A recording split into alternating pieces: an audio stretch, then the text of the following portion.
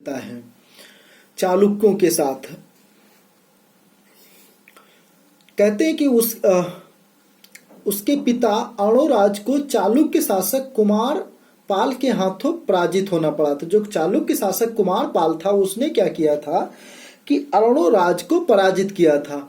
तो अर्णोराज को पराजित किया था, उसी का बदला लेने के लिए विग्रहराज ने क्या किया, विग्रहराज चतुर्थ ने क्या किया, अब इनके खिलाफ, चालुक्यों के खिलाफ मोर्चा खोल दिया। ठीक है, तो चालुक्यों को इन्होंने फिर पराजित किया,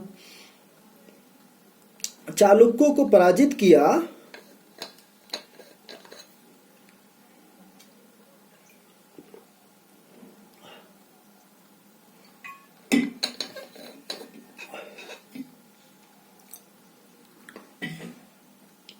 और कहते हैं कि एक नाडोल का क्षेत्र है, उस पर आक्रमण करके उसने कुंतल को पराजित किया तथा पूरे देश को रौंद डाला। ठीक है, तो इस प्रकार से इनका चालुक्यों के साथ जो विग्रहराज चतुर्थ हैं, इन्होंने अपने पिता ये उनके परदादा, मतलब क्या कह सकते, बाबा जी हुए ना विग्रहराज चतुर्थ के अर्णोराज, उनका बदला लेने के लिए इन्होंने किसके खिलाफ संघर्ष अभियान किया, जो चालुक्य शासक थे उनके खिलाफ, खास करके कुमारपाल की भी बात आती है। ठीक है, तो उनके खिलाफ। इसके बाद कहते हैं कि तुर्कों के साथ भी इनका संघर्ष हुआ। ठीक है, तुर्कों के साथ संघर्ष आता है तो बताते हैं कि लाहौर का कोई तुर्क शासक खुसरो शाह था।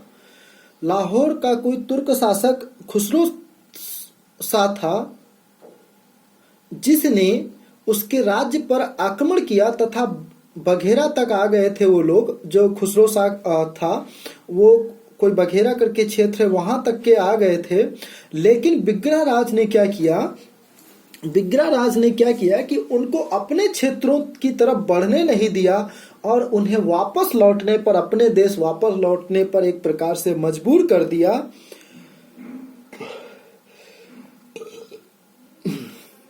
मजबूर कर दिया। ठीक है, तो विजय की बात नहीं की गई है, केवल संघर्ष की बात की गई है। ठीक है, तुर्कों के साथ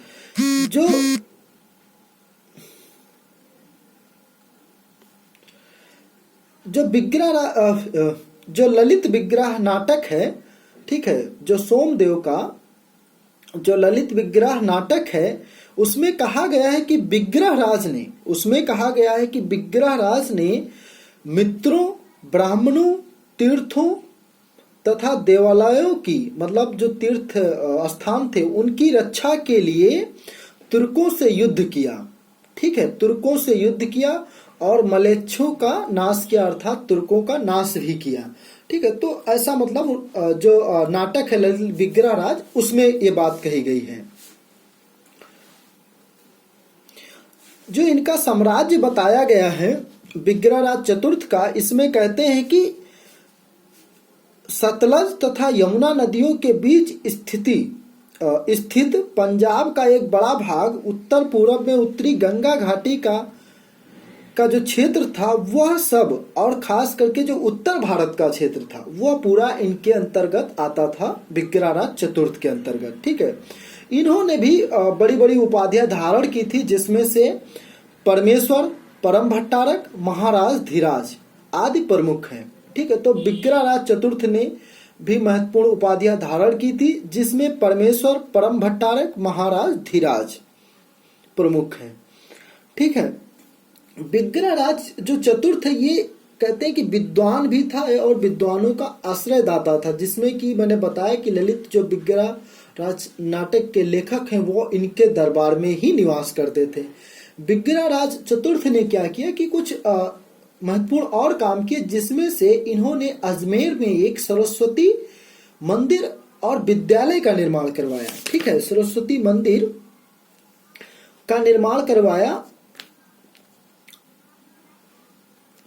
ठीक है, इन्होंने, जो विग्रहराज चतुर्थ है, इन्होंने अजमेर में एक सरस्वती मंदिर का निर्माण कराया, जिसे बाद में जो दिल्ली सल्तनत के शासक होते हैं, मुस्लिम शासक कुतुबुद्दीन ऐबक, वो इसको तोड़वा करके यहाँ पर एक मस्जिद का निर्माण करते हैं जिसे कहते हैं अढ़ाई दिन का झोपड़ा।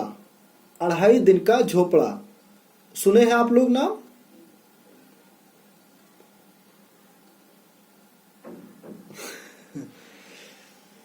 ठीक है, उस पर और आगे डिटेल में इस पे बात करेंगे। तो अढ़ाई दिन का इस मंदिर को ही तोड़ करके, ठीक है, ये जो मंदिर था इसी को तोड़ करके क्या बनाया गया, मस्जिद बनाई गई, अढ़ाई दिन का झोपड़ा। तो उसी पर क्या है कि जो इनका विग्रहराज चतुर्थ का ग्रंथ है हरिकेल नाटिका, हरिकेल नाटिका, तो उसके कुछ अंश का वर्णन इस पे है, जो अभी भी ये जो मंदिर मतलब जो अढ़ाई दिन का झोपड़ा है अजमेर में, उस पर कुछ अंश अभी भी अंकित हैं, ठीक है। और ललित का जो विग्रहराज जो ललित विग्रहराज नाटक है उसके भी कुछ अंश उल्लेखित हैं उस पर। तो इन्होंने इस मतलब ये महत्वपूर्ण काम किए। ये कहते हैं कि ये शैव धर्म को मानते थे, ये जो विग्रहराज चतुर्थ है शैव धर्म को मानते थे, लेकिन इन्होंने अन्य धर्मों के साथ सामाजिक सौहार्द और सहिष्णुता का वातावरण बना करके रखा, ठीक है। मतलब अन्य धर्मों के प्रति भी ये उदार रहे, ठीक है। इन्होंने एक झील का भी निर्माण करवाया था जिसे वीसलसार नामक झील के, जिसे वीसलसार झील कहते हैं, ठीक है। तो इन्होंने एक झील का भी निर्माण कराया जिसे वीसलसर या वीसलसार झील के नाम से जानते हैं। तो विग्रहराज की यही कुछ महत्वपूर्ण काम है जो विग्रहराज चतुर्थ है, ठीक है। राजधानी मतलब तोमरों से इन्होंने जीता।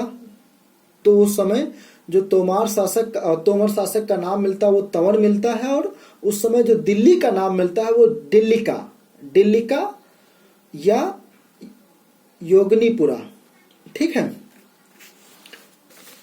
इसके बाद जो सोमेश्वर गद्दी पर बैठा, ठीक है, उसको बता दिए नाम आपको कि सोमेश्वर भी गद्दी पर बैठा था, पृथ्वीराज भी बैठा था विग्रहराज चतुर्थ के बाद। लेकिन जो हमको पढ़ना, हम लोगों को पढ़ना वो है पृथ्वीराज तृतीय, जिसे राय पिथौरा के नाम से भी जाना जाता है, ठीक है।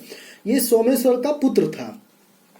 ये क्या था कि सोमेश्वर का पुत्र था पृथ्वीराज तृतीय, जो इस वंश का महानतम शासक है, ठीक है, जो इस वंश का महानतम शासक। ये जब गद्दी पर बैठा तो ये अल्पायु मतलब जो है उस समय युवा था, या क्या कह सकते हैं कम आयु का था, तब ये गद्दी पर बैठा।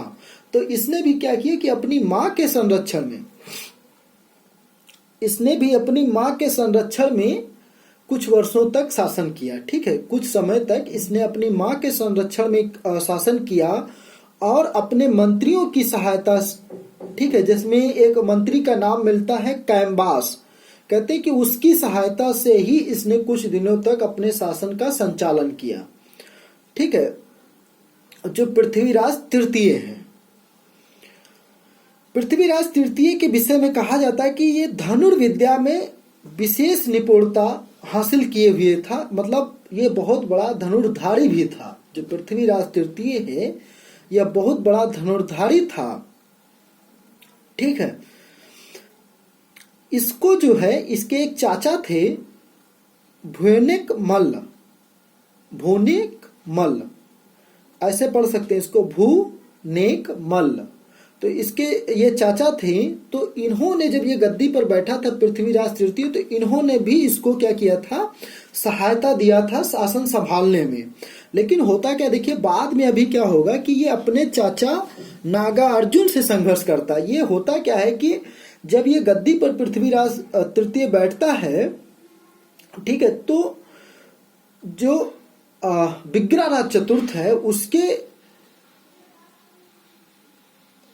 ठीक है, उसके लड़के और उसके परिवार के जो और मतलब इन्हीं के परिवार से जुड़े हुए और लोग हैं, तो वो क्या करते हैं कि वो भी गद्दी के लिए संघर्ष करते हैं। जैसे इसके जो चाचा लोग हैं जिसमें नागा अर्जुन का नाम आता है, तो नागा अर्जुन भी क्या करता है कि गद्दी प्राप्त करने के लिए, क्योंकि ये उस समय अल्पायु में होता है पृथ्वीराज तृतीय, तो वो भी गद्दी हथियाना चाहता है। तो इस कारण से पृथ्वीराज तृतीय को क्या करना पड़ता है कि अपने चाचा नागा अर्जुन से भी संघर्ष करना पड़ता और उसे पराजित करना पड़ता है, ठीक है। और ये क्या करता है कि सबको जो है पराजित करके एक प्रकार से मौत के घाट उतार देता है। जो इसके चाचा है नागार्जुन और भी जो परिवार के लोग हैं उन सबको मौत के घाट उतार देता है। और इस प्रकार से मौत के घाट उतारता है कि उनके जो उनको मारने के बाद, अपने चाचा वगैरह को मारने के बाद ये क्या करता है, उनके जो सिर है मतलब मार डाला, फिर उनके सिरों को अजमेर के दुर्ग के बाहर लटका दिया था, ठीक है। अजमेर के जो दुर्ग है उसके बाहर लटका दिया, मतलब इतना विविध तरीके से उनको सजा दिया था, ठीक है। जैसे कि जब आप दिल्ली सल्तनत में पढ़ते हैं तो एक शासक हुआ है अलाउद्दीन खिलजी, ठीक है, जिसे अलाउद्दीन खिलजी के नाम से जानते हैं।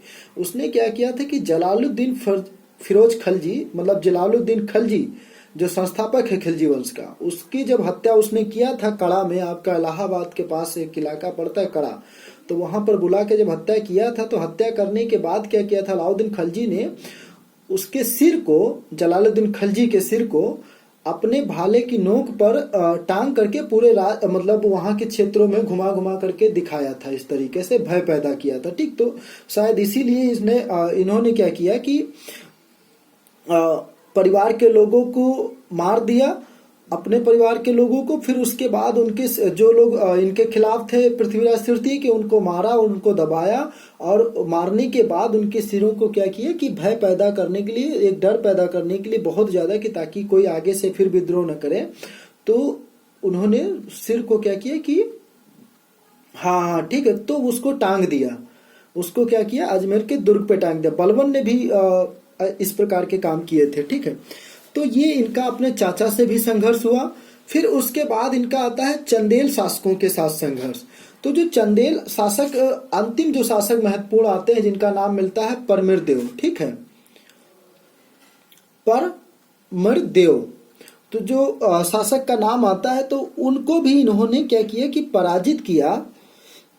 जो ये पृथ्वीराज तृतीय हैं, उन्होंने परमिरदेव को पराजित किया और उसके क्षेत्र पर अधिकार कर लिया। इसी में कहते हैं कि जो परमिरदेव के जो सेनापति थे आल्हा और उदल, ठीक है, वो मारे गए थे। और यहाँ पर जो गढ़वाल शासक है जयचंद, ठीक है, उन्होंने भी क्या किया था कि इनका साथ दिया था चंदेलों का, ठीक है। अब इसके पीछे का तो अभी आप आगे कहानी आपको हम बताते हैं कि जयचंद का क्या कारण था, ठीक है। तो इनको भी इन्होंने पराजित किया, चंदेलों को परास्त किया पृथ्वीराज तृतीय ने, ठीक है, महोबा वगैरह पे अधिकार कर लिया पराजित करके।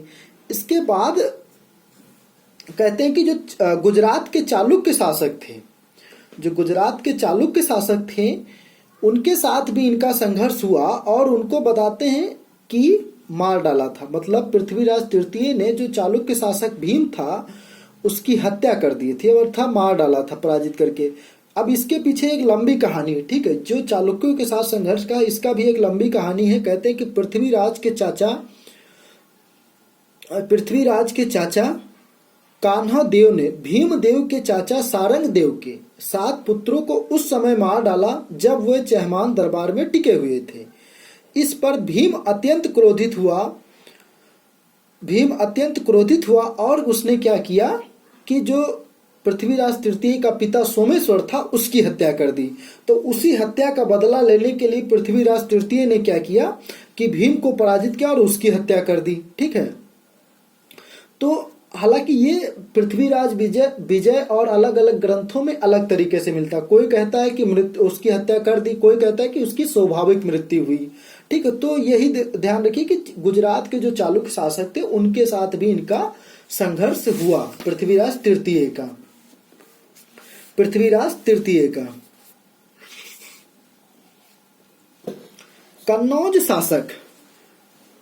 कन्नौज शासकों के साथ इनका संघर्ष।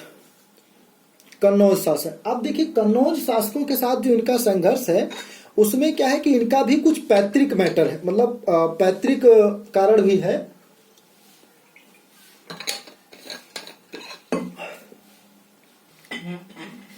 कन्नौज के पीछे क्या है कि कन्नौज में जो शासक हुए चंद्र के बाद गोविंद चंद के बाद जो शासक हुए वो विजयचंद, विजयचंद के बाद हुआ जयचंद। ठीक है, तो विजयचंद का इससे पहले संघर्ष हुआ था इनसे, चहमान शासकों से। तो हुआ क्या कि उसी को लेकर के अब दिल्ली पर अधिकार करना दोनों चाहते थे। जो चहमान शासक हैं ये भी दिल्ली पर अधिकार करना चाहते हैं। जो आपको मैंने जो अभी बताया है, जो गहलवाल शासक हैं उसमें चंद्रदेव, चंद्रदेव के बाद गोविंदचंद, गोविंदचंद के बाद विजयचंद, विजयचंद के बाद जयचंद। ठीक है, तो गहलवाल शासक जो विजयचंद है उसका भी इन चहमान शासकों से कुछ संघर्ष था। ठीक है, पिता को कुछ लेकर के बात हुआ था। हम लोग के पास टाइम कम है। ठीक है, तो उससे संघर्ष हुआ। तो ये फिर जयचंद क्या हुआ कि उसके बाद जो बड़ा शासक हुआ इस वंश का, जो गहलवाल शासक, वो जयचंद हुआ। तो जयचंद भी दिल्ली पर अधिकार करना चाहता था, और जो चहमान शासक ये पृथ्वीराज तृतीय या भी दिल्ली पर अधिकार करना चाहता था। अब इसी समय होता क्या है कि ये जो जयचंद है ये अपने दरबार में स्वयंवर का आयोजन करता है। ये कारण ये भी बताते हैं। ठीक है, जो पृथ्वीराज रासो है वो यही कारण बताता है। कहते हैं कि जयचंद जो है उसका आयोजन करता है अपने दरबार में अपनी पुत्री संयोगिता के स्वयंवर के लिए।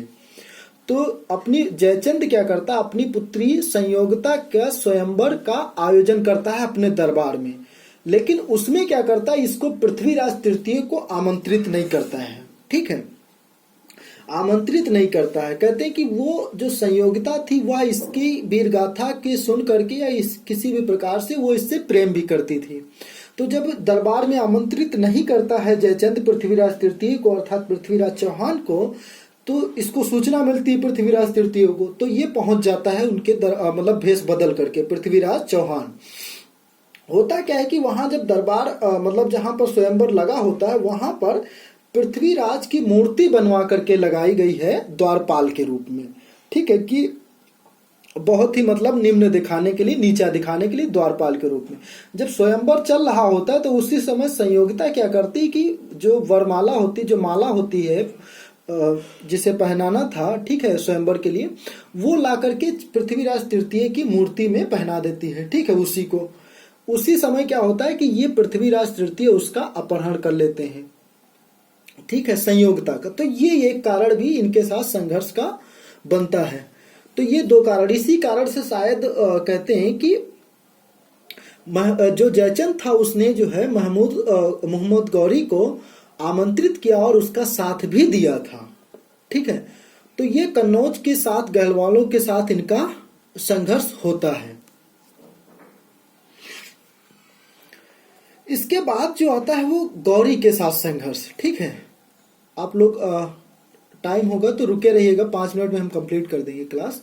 ठीक है, तो गौरी के साथ इनका संघर्ष होता है जिसे मोहम्मद गौरी के नाम से जानते हैं, मोइनुद्दीन मोहम्मद बिन साम। ठीक है, तो गौरी के साथ इनका संघर्ष होता है तराइन का, जिसे प्रथम युद्ध कहते हैं, और फिर तराइन का द्वितीय युद्ध। ठीक है, तराइन का प्रथम युद्ध और तराइन का द्वितीय युद्ध। तराइन का जो प्रथम युद्ध होता है, ये जो तराइन का क्षेत्र है, ठीक है, ये वर्तमान हरियाणा में पड़ता है। ठीक है, वर्तमान करनाल और जो ये थानेश्वर का इलाका है, ठीक है, उसी के बीच में पड़ता है। ठीक है, हरियाणा में तराइन। तो वहीं पर दोनों लोगों की सेनाएं आमने सामने टिकती हैं और फिर युद्ध होता है 1191 में, जो जिसे तराइन का प्रथम युद्ध कहते हैं। उसमें होता क्या है, तराइन के प्रथम युद्ध में पृथ्वीराज तृतीय पराजित कर देता है मोहम्मद गौरी को, मोहम्मद गौरी को पराजित कर देता है। उसके बाद क्या कहते हैं कि वो जो पराजित हो जाता है, फिर मोहम्मद गौरी अपना ठीक है, अपना वो सैनिक शक्ति बढ़ाता रहता है। लेकिन इधर ये जो पृथ्वीराज तृतीय हैं, ये एक प्रकार, ये क्या करते हैं कि ये इनके विषय में कहते हैं कि ये संयोगिता के साथ मतलब जो है मग्न रहते हैं, एक प्रकार से थोड़ा ऐशो आराम में डूब जाते हैं, क्योंकि विजय के और मतलब आलसी क्या कह सकते हैं, इनको आभास हो जाता है कि नहीं वो तो अब मामूली शासक है, हमने पराजित कर दिया, अब दोबारा आक्रमण नहीं करेगा। इसलिए ये थोड़ा सा उस तरफ ध्यान नहीं देते हैं मोहम्मद गौरी की तरफ दोबारा। उसके होता क्या है कि इसी समय फिर जो है मोहम्मद गौरी जो है अपने दूत को कियाम उल मुल्क, अपने दूत कियाम उल मुल्क को भेजता है पृथ्वीराज तृतीय के पास कि आप मेरी अधीनता स्वीकार कर लीजिए मोहम्मद गौरी। तो पृथ्वीराज तृतीय भाई जीता हुआ शासक है, वो क्यों स्वीकार करेगा, तो वो इनकार कर देता है। और इनकार करने के बाद फिर दोनों के बीच युद्ध होता है। ठीक, जो पृथ्वीराज तृतीय है इसका जो सेनापति होता है वो खांडे राव है। पृथ्वीराज तृतीय का जो सेनापति है वो खांडे राव है, जो सेना का नेतृत्व कर रहा था। ठीक, तो फिर जो है तराइन का द्वितीय युद्ध होता है। इसके बाद क्या होता है कि तराइन का द्वितीय युद्ध होता है और उसमें क्या होता है कि ये पराजित हो जाते हैं। पृथ्वीराज तृतीय अर्थात पृथ्वीराज चौहान ये पराजित हो जाते हैं। ठीक है, अब यहां पर बात आती है कि इनकी मृत्यु तुरंत हो गई या बाद में हुई। ठीक, तो ये एक इतिहासकार हैं हसन निजामी, एक इतिहासकार हैं दिल्ली सल्तनत के हसन निजामी, जिनकी किताब है ताजुल मासिर। वो अपनी किताब में लिखते हैं कि पृथ्वीराज तृतीय की उसी समय मृत्यु हो गई थी, उसी समय मृत्यु हो गई थी। मोहम्मद गौरी से पराजित होने के बाद तुरंत उसकी मृत्यु हो गई थी, हसन निजामी लिखते हैं। लेकिन उसके बाद हसन निजामी के जो बाद के इतिहासकार हैं वो है मिनहाजुस सिराज। मिनहाजुस सिराज वो अपनी किताब तबकात नासिरी में लिखते हैं कि पृथ्वीराज तृतीय की तुरंत मृत्यु नहीं हुई थी, उसने कुछ दिनों तक बाद में अजमेर के शासक के रूप में शासन किया था। ठीक है, और मोहम्मद गौरी के अधीन रह करके शासन किया था। वो बताते हैं कि